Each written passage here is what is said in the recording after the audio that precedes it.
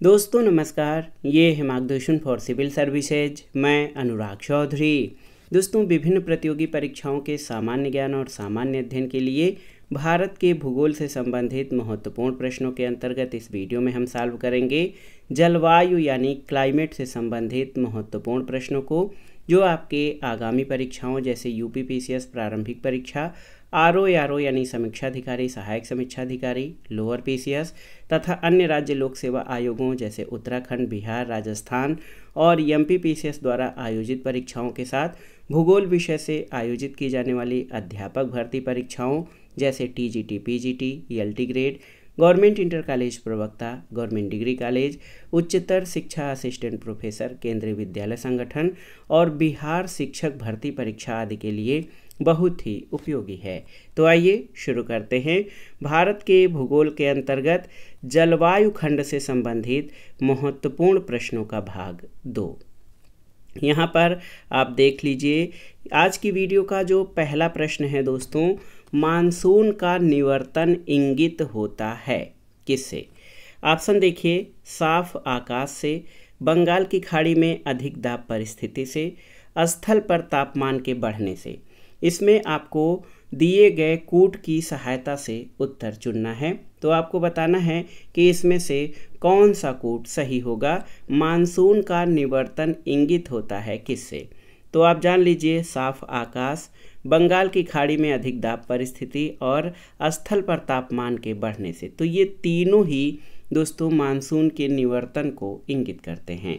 उत्तरी भाग से जब मानसून लौटने लगता है तो प्रारंभ में तापमान में थोड़ी सी वृद्धि होती है।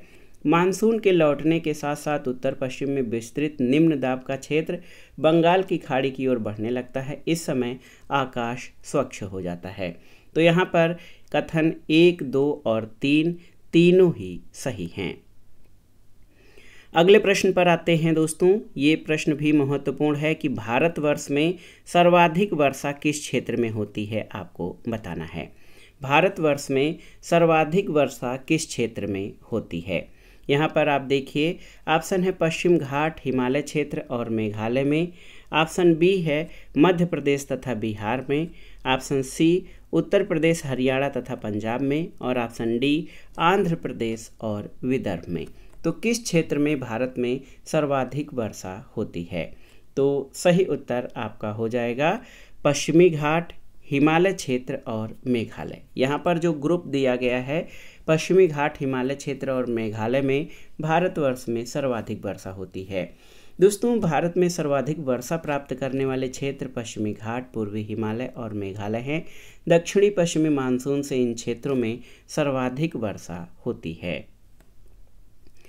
अगला प्रश्न है, निम्नलिखित में से कौन सी जल प्रबंधन युक्ति भारत में जो है लागत का अधिकतम लाभ देने वाली है? कौन सी जल प्रबंधन युक्ति जो है ये भारत में लागत का अधिकतम लाभ देने वाली है? स्वच्छालन शौचालय व्यवस्था में सुधार, अपशिष्ट जल का उपचार एवं प्रयोग, वर्षा के जल का संचयन या जल का पुनर्चक्रण और पुनः उपयोग। तो उत्तर है वर्षा के जल का संचयन यानी रेन वाटर हार्वेस्टिंग। दोस्तों जल प्रबंधन युक्ति द्वारा वर्षा के जल का संचय आसानी से बिना अतिरिक्त खर्च के टैंक और बांध बनाकर किया जा सकता है। इसके द्वारा सतह का जल स्तर यानी वाटर लेवल ऊपर आता है, जिससे जल की समस्या काफ़ी हद तक कम हो सकती है। अगला प्रश्न है कि भारत के उत्तरी पश्चिमी मैदान में पश्चिमी विक्षोभ से जाड़े में होने वाली जो वर्षा है उसकी मात्रा क्रमशः कम हो जाती है किस दिशा से किस दिशा की ओर? तो ऑप्शन है पूरब से पश्चिम की ओर, पश्चिम से पूरब की ओर, उत्तर से दक्षिण की ओर या दक्षिण से उत्तर की ओर। तो उत्तर आपका हो जाएगा पश्चिम से पूर्व की ओर, ऑप्शन बी। दोस्तों याद रखिएगा कि भारत के उत्तर पश्चिमी मैदान में पश्चिमी विक्षोभ से जाड़े में होने वाली वर्षा की मात्रा पश्चिम से पूर्व की ओर कम होती जाती है, जो कि दक्षिणी पश्चिमी मानसून वर्षा की विपरीत स्थिति है। जबकि पर्वतीय क्षेत्रों में इससे होने वाली वर्षा की मात्रा उत्तर से दक्षिण की ओर घटती है। अगला प्रश्न है निम्नलिखित में से किस क्षेत्र में ग्रीष्म मानसून के दौरान अधिकतम वर्षा होती है, आपको बताना है। किस क्षेत्र में ग्रीष्म मानसून के दौरान अधिकतम वर्षा होती है? कोरोमंडल तट, उत्तर पूर्वी पहाड़ी क्षेत्र, मध्य भारत के पहाड़ी क्षेत्र या पश्चिमी हिमालय क्षेत्र में? तो सही उत्तर क्या हो जाएगा? उत्तर पूर्वी पहाड़ी क्षेत्र में ग्रीष्म मानसून के दौरान अधिकतम वर्षा होती है।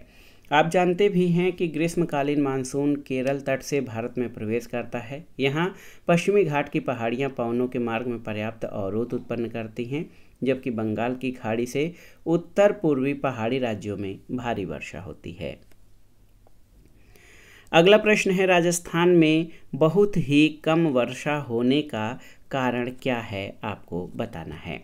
यहाँ काफ़ी गर्मी पड़ती है, पानी उपलब्ध नहीं होने के कारण हवा शुष्क रहती है, इस क्षेत्र में पहुँचने से मानसून विफल होता है, या हवा के रास्ते में कोई रोक नहीं है जिससे ये ऊपर ठंडा हो सके।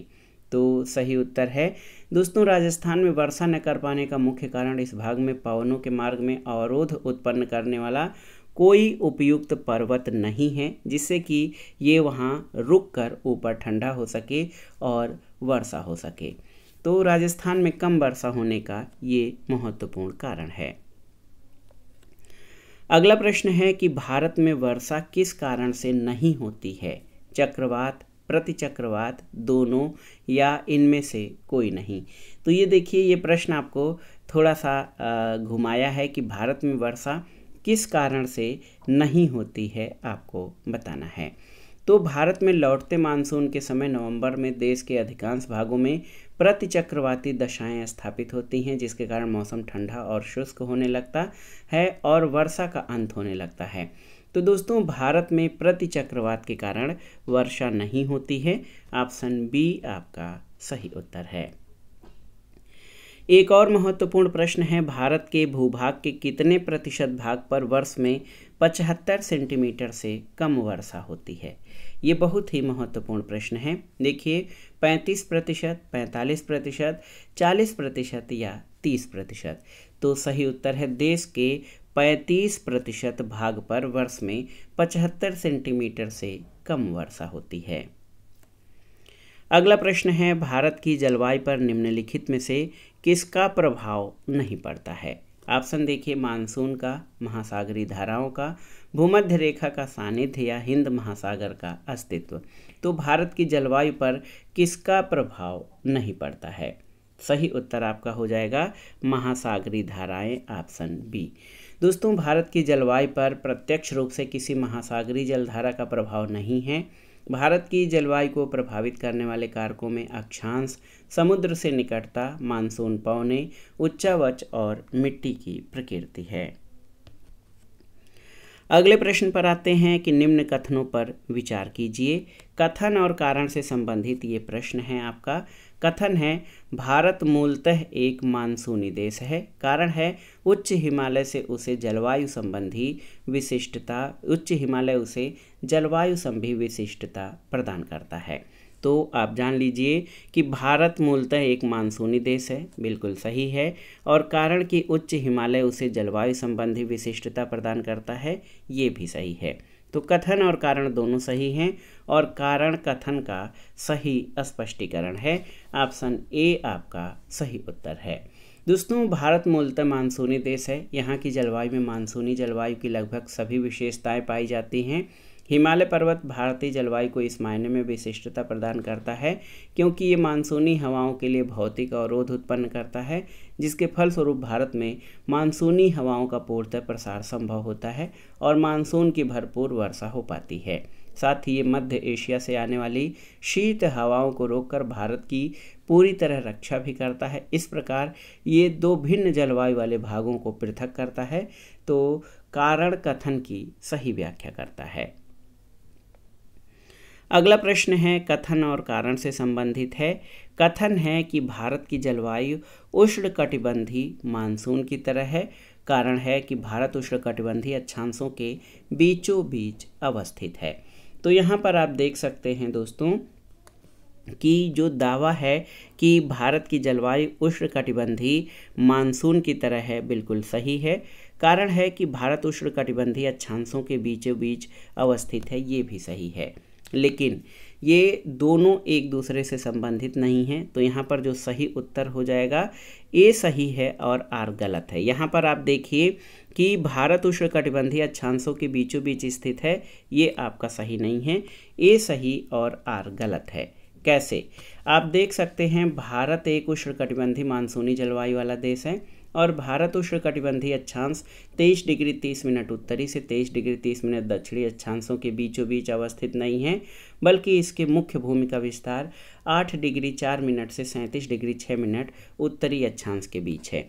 तो यहाँ पर भारत की जलवायु उष्णकटिबंधीय मानसून की तरह बिल्कुल सही है, लेकिन भारत उष्णकटिबंधीय अक्षांशों के बीचों बीच अवस्थित है, ये आपका सही नहीं है। तो ए सही और आर गलत है। यहाँ पर विकल्प बी जो है हमारा सही हो जाएगा। अगला प्रश्न है, भारत को उष्णकटिबंध और उपोष्णकटिबंध में विभाजित करने के आधार के रूप में मानी गई जनवरी की समताप रेखा कौन सी है? ऑप्शन है 21 degree centigrade, 18 degree centigrade, 12 degree centigrade या 15 डिग्री सेंटीग्रेड। तो ये प्रश्न बहुत ही महत्वपूर्ण है। सही उत्तर 18 डिग्री सेंटीग्रेड हो जाएगा। दोस्तों, भारत को उष्णकटिबंध और उपोष्णकटिबंध में विभाजित करने के आधार के रूप में मानी गई जनवरी की समताप रेखा 18 डिग्री सेंटीग्रेड है। अगला प्रश्न है, निम्नलिखित कथनों पर विचार कीजिए। 2 कथन आपके दिए गए हैं, इसमें कूट के आधार पर बताना है कि कौन से कथन सही हैं। पहला है कि दक्षिणी भारत से उत्तरी भारत की ओर मानसून की अवधि घटती जाती है, बिल्कुल सही है। और दूसरा कथन है, उत्तरी भारत के मैदानों में वार्षिक वृष्टि की मात्रा पूर्व से पश्चिम की ओर घटती है। तो ये दोनों ही कथन सही हैं, ऑप्शन सी सही उत्तर हो जाएगा। 1 और 2 दोनों आपके सही हैं। आप जान लीजिए कि दक्षिण भारत की अपेक्षा उत्तर भारत में मानसून की अवधि कम होती है, क्योंकि दक्षिण भारत में मानसून जून के पहले ही सप्ताह में प्रवेश कर जाता है, जबकि उत्तर भारत में ये जुलाई में जाता है। और वापसी में मानसूनी हवाएं दक्षिण भारत की अपेक्षा उत्तर भारत से जल्दी पलायन करती हैं, तो उत्तर भारत के मैदानों में वार्षिक वर्षा की मात्रा पूरब से पश्चिम की ओर घटती जाती है। अगला प्रश्न है कि भारतीय मानसून का पूर्वानुमान करते समय कभी कभी समाचारों में इंडियन ओशन डाइपोल यानी IOD के संदर्भ में निम्नलिखित कथनों में कौन से सही हैं?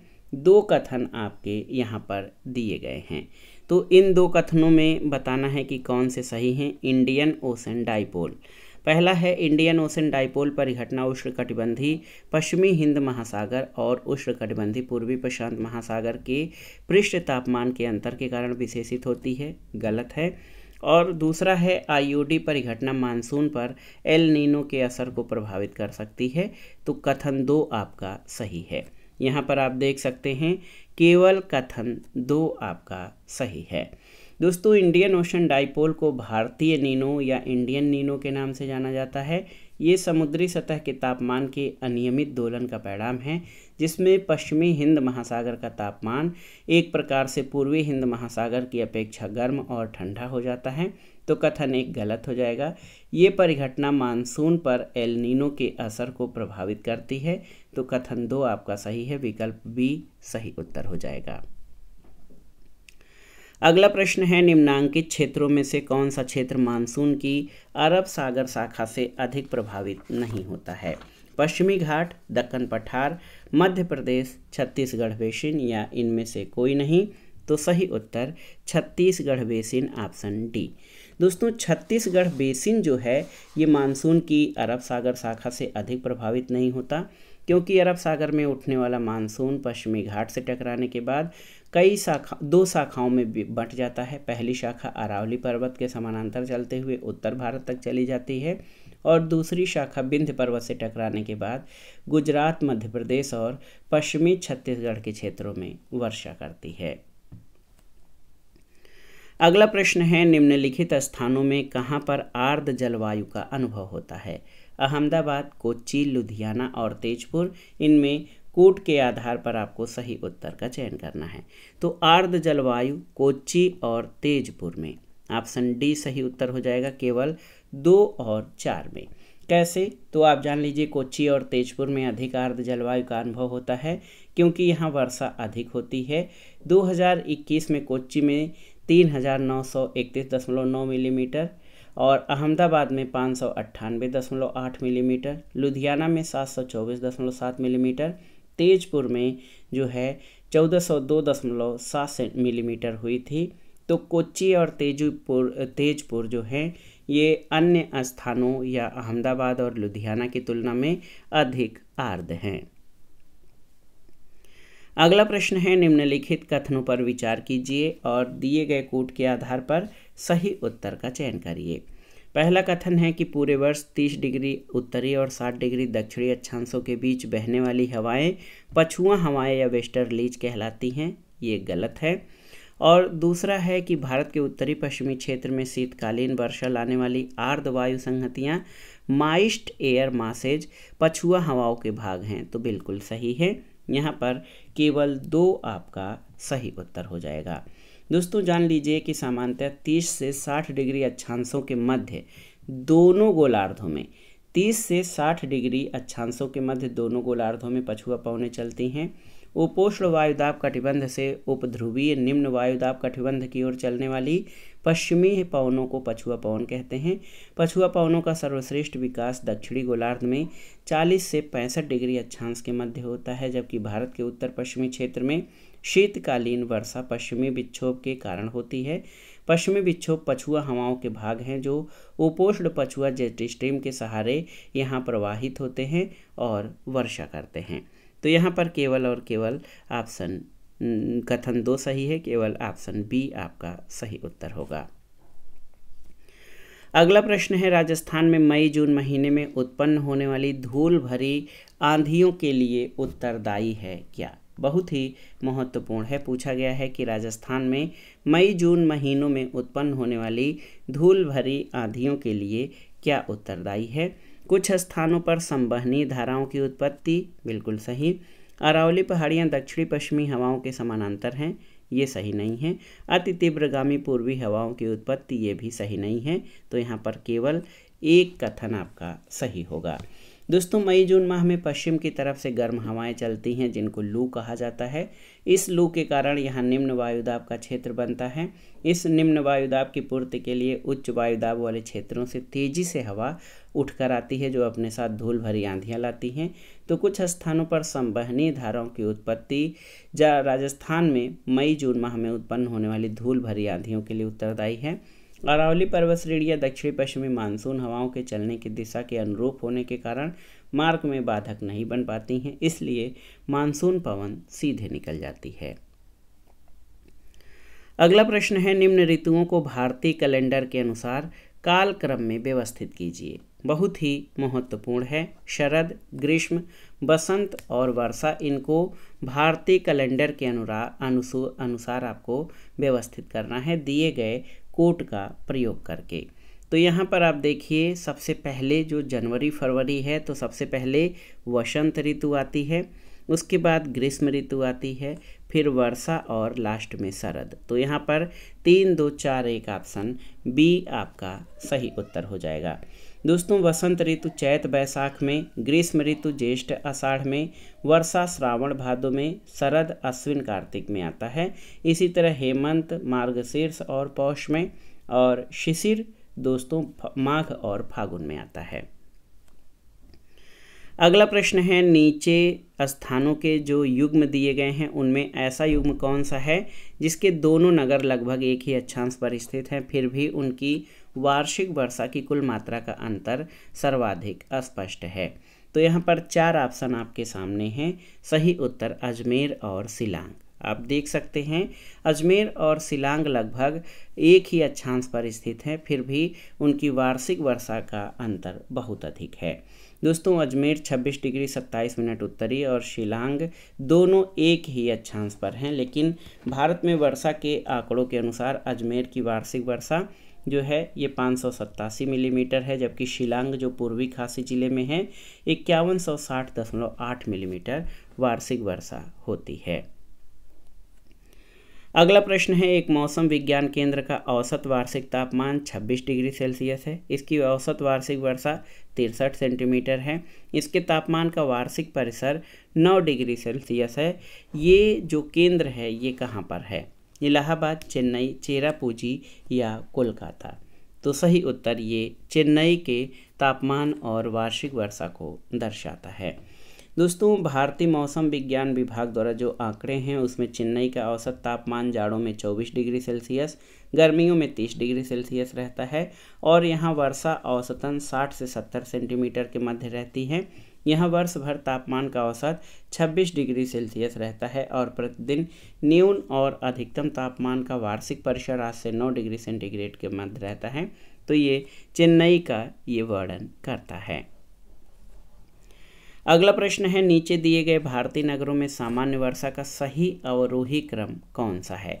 सबसे अधिक वर्षा के बाद सबसे कम वर्षा का जो क्रम है वो आपको चयन करना है। तो यहाँ पर देखिए, कोच्चि, फिर के कोलकाता, पटना और दिल्ली।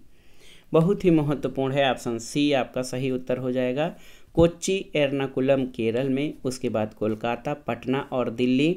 तो ये जो है ये दोस्तों ये जो नगर हैं इसमें आप देखिए कि वर्षा का सामान्य वर्षा कोच्चि में सबसे ज़्यादा, उसके बाद कोलकाता, फिर पटना और सबसे कम दिल्ली में। ये क्रम आपका सही है।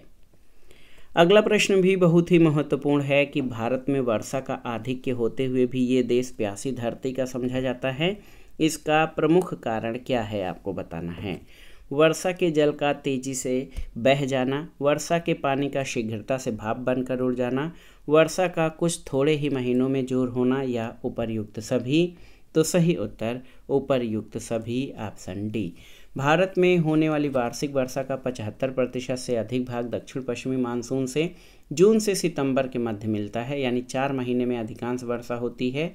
साथ ही दक्षिणी पश्चिमी मानसून से होने वाली वर्षा का जल या तो तेज़ी से बह जाता है या भाप बनकर उड़ जाता है। तो इस तरह से शेष 8 महीने में जब भारत को वर्षा की कमी का सामना करना पड़ता है तो भारत में जो वार्षिक राष्ट्रीय वर्षा 1236.4 मिलीमीटर है, इसके बावजूद भारत को प्यासी धरती का देश समझा जाता है। सभी कथन आपके सही हैं।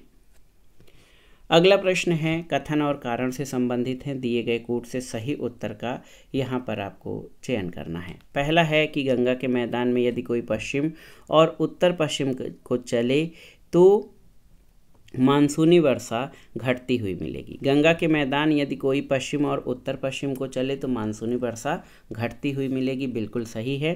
कारण है कि गंगा के मैदान में कोई ज्यों-ज्यों ऊपर बढ़ता जाएगा आर्द्रताधारी मानसूनी पवन और ऊंची जाती मिलेगी, बिल्कुल सही।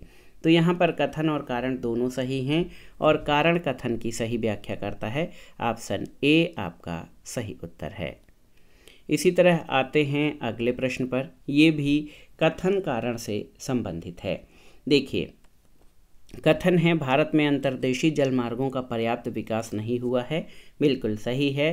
कारण है कि भारत के अधिकतर भागों में वर्षा साल के 4 महीनों में ही होती है। तो आप देखिए दोस्तों, ए और आर दोनों सही हैं और आर ए की सही व्याख्या भी करता है। भारत में अंतर्देशीय जलमार्गों का पर्याप्त विकास नहीं हुआ है। भारत के अधिकतर भागों में वर्षा साल के 4 महीनों में ही मिलती है। इसका मुख्य कारण है कि अधिकांश समय तक मौसमी नदियों में परिवहन योग्य जल का अभाव रहता है, जिससे अंतर्देशीय जलमार्गों के विकास में बाधा होती है। तो कथन और कारण दोनों सही हैं और कारण कथन की सही व्याख्या भी करता है। अगला प्रश्न भी देखिए कथन और कारण से संबंधित है। आपको कोड की सहायता से सही उत्तर देना है। कथन है कि प्रतिचक्रवाती स्थितियां शीत ऋतु में तब बनती हैं जब वायुमंडलीय दाब उच्च होता है और वायु ताप निम्न होता है, बिल्कुल सही है। कारण है कि उत्तर भारत में शीतकालीन वर्षा से निम्न ताप वाली प्रतिचक्रवाती स्थितियां पैदा होती हैं, ये सही नहीं है। तो कथन सही, कारण गलत। विकल्प देखते हैं, ए सही परंतु आर गलत। ऑप्शन सी इस प्रश्न का सही उत्तर हो जाएगा। दोस्तों, आप जान लीजिए कि उत्तर भारत में शीतकालीन वर्षा पश्चिमी विक्षोभ के कारण होती है। भारत में पहले से प्रतिचक्रवाती दशा मौजूद रहती है, जिसका शीतकाल की वर्षा से संबंध नहीं है। प्रतिचक्रवाती स्थितियां शीत ऋतु में तब बनती हैं जब वायुमंडलीय दाब उच्च होता है और वायु ताप निम्न होता है। तो इस तरह कथन ए आपका सही है, कारण आर गलत है। अगला प्रश्न है कि दक्षिणी पश्चिमी मानसून से भारत के पूर्वी तट की अपेक्षा पश्चिमी तट पर ज़्यादा वर्षा क्यों होती है, आपको बताना है। तो सही उत्तर, पश्चिमी घाट हवा को रोकती है जिससे बारिश होती है। दोस्तों, पश्चिमी घाट दक्षिणी पश्चिमी मानसून पवनों के मार्ग में दीवार की भांति खड़ा है, जिसके कारण इस पर्वतमाला के पश्चिमी ढाल और पूर्व पश्चिमी तटीय मैदान में भारी वर्षा होती है। इसके पूर्व में पवनें नीचे उतरती हैं और गर्म और शुष्क हो जाती हैं, इसलिए इस क्षेत्र में बहुत कम वर्षा होती है और ये वर्षा का वृष्टि छाया प्रदेश कहलाता है। तो दक्षिणी पश्चिमी मानसून से भारत के पूर्वी तट की अपेक्षा पश्चिमी तट पर ज़्यादा वर्षा इसलिए होती है कि पश्चिमी घाट मानसूनी हवाओं के अवरोध का कार्य करता है, जिसके कारण वो उसे टकराकर वहाँ वर्षा करती हैं। अगला प्रश्न कथन और कारण से संबंधित है और दिए गए कोड के आधार पर सही उत्तर का चयन करना है। देखिए, कथन है कि मासिनराम भारत के सर्वाधिक वर्षा वाले क्षेत्रों में से एक है, बिल्कुल सही है, और इसकी भौगोलिक स्थिति पूर्वोत्तर में है।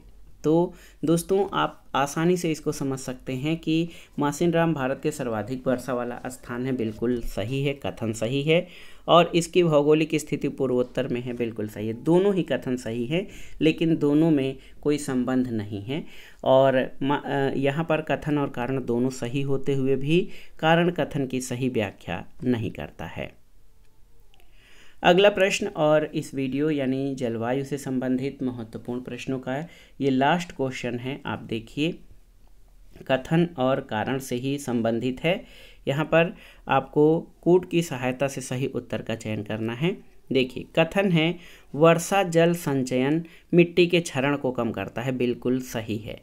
वर्षा जल संचयन जो है वो मिट्टी के क्षरण को कम करता है। कारण है जल के संरक्षण के लिए वर्षा जल संचयन महत्वपूर्ण नहीं है, तो ये गलत है। दोस्तों, आप जान लीजिए, वर्षा जल का संचयन करके मिट्टी के क्षरण या अपरदन को कम किया जा सकता है, क्योंकि वर्षा के बहाव के साथ मृदा का भी क्षरण होता है। और दूसरा कि जल संरक्षण के लिए वर्षा जल का संचयन अधिक महत्वपूर्ण नहीं है, ये गलत हो जाएगा, क्योंकि वर्षा जल संचयन पर बहुत अधिक जोर दिया जा रहा है, क्योंकि भारत में वर्षा मानसूनी हवाओं के कारण होती है, और मानसूनी वर्षा जो है केवल साल के 4 महीनों जून से सितंबर तक में ही होती है, और वर्ष के 8 महीनों में वर्षा बहुत कम या नगण्य होती है। तो इसलिए वर्षा जल संचयन बहुत ही महत्वपूर्ण है। ऑप्शन सी आपका सही उत्तर हो जाएगा, ए सही और आर गलत है। तो दोस्तों, ये था आज का वीडियो।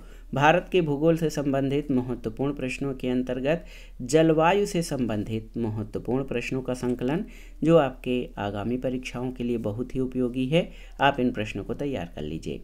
वीडियो आपको कैसा लगा हमें कमेंट बॉक्स में ज़रूर बताइएगा। वीडियो को लाइक करें, शेयर करें, और इस चैनल मार्गदर्शन फॉर सिविल सर्विसेज को सब्सक्राइब करें। वीडियो देखने के लिए धन्यवाद दोस्तों, नमस्कार।